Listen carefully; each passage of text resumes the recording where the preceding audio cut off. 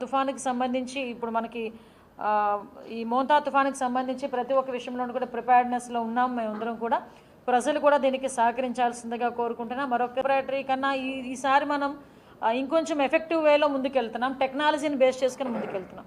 టెక్నాలజీని బేస్ చేసుకోవడం కూడా ఎంత బేస్ చేసుకుంటున్నామంటే వాళ్ళు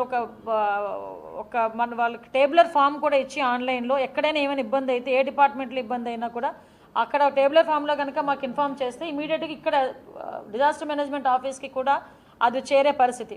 అదేవిధంగా శాటిలైట్ ఫోన్స్ ఇంతకుముందు చాలా తక్కువగా ఉండేవి. Satellite phones high frequency phones దగ్గర నుంచి శాటిలైట్ ఫోన్స్ వరకు ఎక్కడైనా ఇమీడియట్గా వాళ్ళకి సిగ్నల్స్ లేక వాళ్ళు ఎవరైనా ఇబ్బంది పడితే కనుక విత్ శాటిలైట్ ఫోన్స్ ముందే అక్కడ డిప్లాయ్ చేస్తాం. అంటే ఏదో తుఫాన్ వచ్చింది తర్వాత ఫోన్స్ అన్నీ పట్టుకుని ఆఫీసర్లు వెళ్ళడం అని కాదు. At the same time electrical department వాళ్ళకు కూడా ఇన్స్ట్రక్షన్స్ ఇవ్వడం జరిగింది.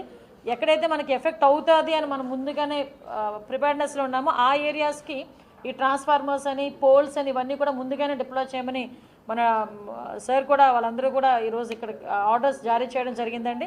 సో అన్ని విధాల తుఫానుకి సంబంధించి ఇప్పుడు మనకి ఈ మోంతా తుఫానుకి సంబంధించి ప్రతి ఒక్క విషయంలోనూ కూడా ప్రిపేర్డ్నెస్లో ఉన్నాం. మేమందరం కూడా ప్రజలు కూడా దీనికి సహకరించాల్సిందిగా కోరుకుంటున్నాం. మరొకసారి సోషల్ మీడియా వాళ్ళు ఎవరైతే ఉన్నారో వాళ్ళు ఫేక్ ప్రచారాలని మీరు ఆపాలి. ఆపకపోతే మాత్రం కఠిన చర్యలు.